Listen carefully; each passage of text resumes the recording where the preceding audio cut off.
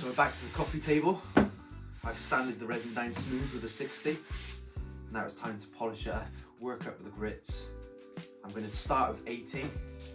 I've got 120, 240, 320, 600, and quite often that's enough to stop, but I really want to get a good shine on this, so I'm going to go up even higher.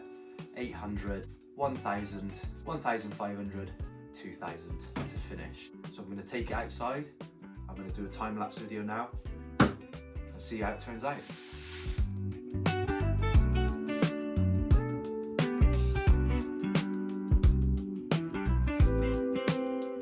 So now it's all done, it's time for an oil and wax. Oil goes on first, a couple of coats.